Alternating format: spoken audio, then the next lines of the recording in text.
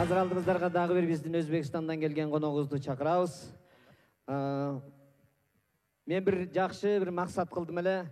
Россияга барып, ушул Петросян шоуго Кыргызстандын атынан аралашып кетсемби деп, ушул Өзбекстандан келген Абит Асамов деген жигит болгон, мага окшош кичинекей жакшы билесиздер. Көзү өтүп кетти, раматлык. Жайын жаннаттан берсин.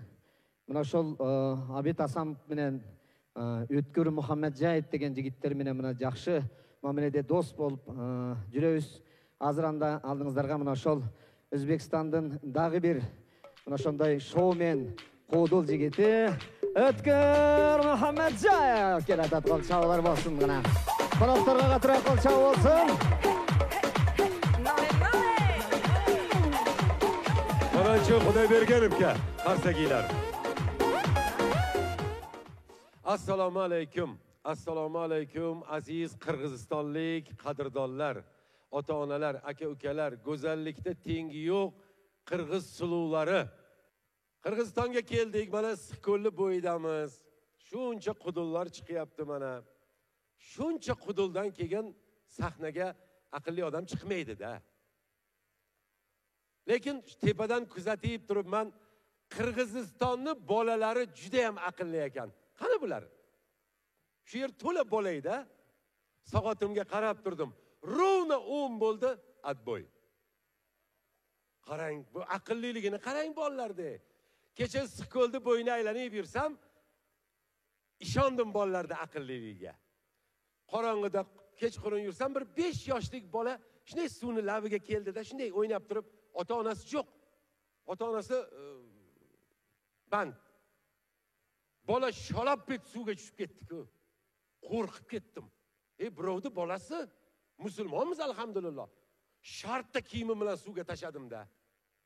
Shunday bolani olib chiqdim, shunday qo'ydim. Qarasam hech kim yo'q. Sochig'imni oldim-da, bolani boshini artdim, kiyimlarini siqitdim olib, quritdim. Shimini yechdim, kichkina shimini ham yechdim. Hammasini siqib, quruq qilib, bor, qaysi katejda yuribsan? Ota-onang qidirib yurgandir desam, Qirg'iz bolasi aqlli ekanda. Sizlarni bolanglarda menga qarab turibdi shunday. Aka, men sizni bir duo qilsam maylimi? Astagfirullah. Duoni kattalik bilmayapti, siz bilasizmi? Desam 5 yoshlik bola. Qo'lingizni oching. Amin. Siz meni quritdingiz, Xudo sizni quritsin. Allohu akbar. Aqlli bolalarimiz, ko'z tegmasin. Nafaqat Qirg'izistonning bolalari, o'zimizning bolalarimiz ham aqlli. Boya Avazoxon aytgandek, kompyuter bilan shug'ullanadi. Chet ellar bilan gaplashadi, yozishadi. Chet ellarga borib o'qiyapti bolalarimiz. O'qisin, yurtimizni, davlatlarimizni bayrog'ini baland ko'taradigan o'g'il qizlar bo'lsin. Lekin bitta joyiga xafa bo'laman. Oilada chaqaloq tug'ilsa hamma xursand bo'ladi. O'g'il tug'ilsa ham xursand, qiz tug'ilsa ham xursand. Lekin qiz bolani boshqacha erkalaydi onalari, o'g'il bolani boshqacha erkalaydi. Bir xil, Qirg'izda ham bir xil, O'zbekda ham bir xil. Qiz bola tug'ilib qolsa, qanaqa erkalaysizlar? Asalim, shakarim, novatim, qantim, shkalatim, snikkersim, ha? Butun dunyoning shirinliklari bilan erkalaydi.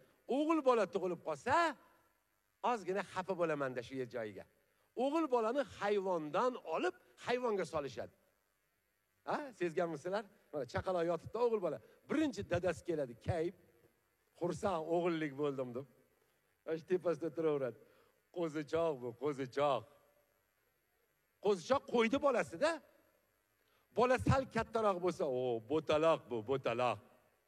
Bola sal kattaroq bo'lsa, o, toychoq bu, toychoq. O'g'il bola sho'x bo'ladi. Maqol bor xalqda.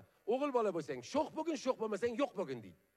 O'g'il bolali ragatka o'ynaydi, tang etib oynani sindirsa, dadasi chiqib, qo'shni urishmang, xorrazda bu xorraz deydi. Nimaga mana qizlar to'polon qilsa, onasi chiqib, "Voy, amakisi urishmang, tovuqda bu tovuq." demaydi. O'g'il bola, qiz bola katta bo'lsin. Yurtga, elga, xalqqa naf tegadigan yigit qizlar bo'lsin. O'qib o'rgansin. Men bugun mana Issiqko'lga kelib, ana shu Boronchi Show Festda otaxonlarni ko'rib, qariyalarni ko'rib xursand bo'lyapman. Bo'larkan va duo qilib o'tiribdi mana shu qariyalar, momoylar, boboylar, qarang. qo'lini duoga ochib, "Amin, mana shu qiziqchini omadini bersin. Allohu akbar. Amin, mana shu O'tkir Muhammad Xo'jayev kelibdi Toshkentdan, O'zbekistondan. Pullari ko'p bo'lib ketsin. Allohu akbar." Duo o'tiribdi. Duoda gap ko'p. Lekin qariyalar ham, keksalar ham apasni bo'lib qolgan hozir. Qaysi kuni Toshkentda bir konsertga bordik. Konsertga shunday keldim, mana artistlarni ko'ryapsizlar, kostyum shim galstuklarni taqib, eng yaxshi kiyimlarni kiyib keladi. Konsertga borib, yarim soat oldin shunday qilsam soqolim o'sib ketibdi-da. Xijolat bo'ldim. Mana bu svetlar, ekranlar hammasini ko'rsatadi. Uyaldim. Uyalganimdan shunday sahnaning orqasiga o'tsam, bir 80larga chiqqan bir boboy qo'lini mana shunday ketyapti-da. Oldiga borib, "Otaxon, kechirasiz. Konsertga keldim, hozir sahnaga chiqaman. Tomoshabinlardan uyalyapman. Soqoli o'sibdi. Qayerda sartaroshxona bor? Soqolimni oldirib olsam." Desam, "Yur orqamdan" dedi. Chol ketyapti, orqasidan men ham ketaverdim. Borsam bir xonadonga bordida, eshikni shart ochib, hovliga kirib ketdi.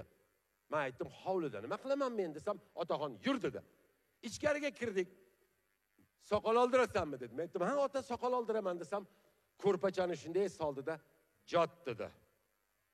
Men aytdim, "Ota, men kinna soldirgani kelganim yo'q, kasal emasman. Soqol oldirmoqchi edim" desam, "Tushundim bolam, jot" dedi. Chol xafa bo'lmasin deb sekin yotdim. Shunday oyog'imni uzatsam, ishonmaysizlar. Cholning qo'li shunaqa yengil ekan. 10 minut ichida ustarani oldida hali britvani olib, shunday ko'pirtirib, chiroyli qilib soqollarimni olib qo'ydi. Bunday qilsam, artilgan tuxumga o'xshaydi yuzim. Xursand bo'lib ketdim. Cho'ntagimdan bir pul chiqardimda, "Otaxon" dedim, "Qo'lingiz dard ko'rmasin, umringiz uzoq bo'lsin. Zo'r boboy ekansiz. Mana bu qo'lingizni haqi olib qo'ying, ota. Sog' bo'ling. Rahmat. Tanjoningiz sog' bo'lsin. Lekin to'g'risini aytaman, ota, shu yoshga chiqib, umrimda birinchi marta yotib soqol oldiryapman" desam, cholam malades ekan. "Yasha bolam, sen to'g'risini ayting, men ham to'g'risini aytaman. Men ham umrimda birinchi marta tirik odamni soqolini olyapman" dedi. Otaxon duo qilish kerak edi, men duo qildim. "Amin. Xudo bir uchrashtirdi, boshqa siz bilan uchrashtirmasin. Allohu akbar" deb qochdim. Opasni bo'lib qolgan qariyalar ko'z tegmasin. Bir yigit ham bosh qotadi. "Qanaqa qilib" deydi, "onamni 85 ga chiqqan onamni rozi qilsam qanday bo'lar ekan? Qanday qilsam rozi qilaman?" desa, odamlar aql o'rgatibdi. "Sen onangni Makkaga olib bor, hajga olib bor" deb. "Sen onangni dunyo aylantir" deb. "Sen onangni debdi dam olishga Issiqko'lga olib bor" deb. "Sen Yaltaga olib bor" deb. "Sen Qora dengizga olib bor." Yigitni mana shu yerga kelib ketgan. Keyin bir o'rtog'i chaqiribdi-da, menga qaradi. "Savat yasatasan" debdi. "Onangni o'tqizasan-da, boshingga qo'yasan-da, dunyoni aylantirasan" debdi. Ana shunda farzandlik burchini ado etgan bo'lasan. Desa, yigitga yoqib qopti bu taklif. Ma'qul kelib qolgan. Katta savat yasatib, onasini boshiga o'tkazib, shunday shahardan chiqib ketyapsa, bir o'rtog'i ko'rib qopti. "Ey jinni, ey jinni, bu yoqqa kel. Nima qilyapsan?" desa, "Onamni rozi qilyapman." "Esing joyidami seni? Onani shunaqa rozi qiladimi?" Kampir tepada o'tiribdi, semichga chaqib. Ular yigitlar o'g'il pastda gaplashyapti. "Onani shunaqa rozi qilasam?" Menga qara debdi. "Onang 30 yildan beri yolg'iz. Agar aqling bo'lsa, onangni erga ber" debdi. Desa, tepada o'tirgan kampir bu gapni eshitib qolib, pastga qarab, "Oh, bolam, bunaqa tushunadigan aqlli bolalar qayoqda deysan" degan ekan. Keksalarimiz umri uzoq bo'lsin.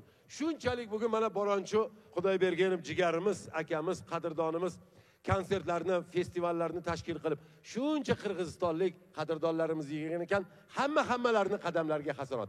Hali chiqadigan qiziqchilarimiz ko'p. Qirg'iziston, O'zbekiston do'stligi abadiy bo'lsin. Boronchu Xudoybergenov. O'tkir Muhammadjayev. Rahmat bo'lsin. Sog' bo'l. Qo'noq uzatib qolgan chog'lar menam.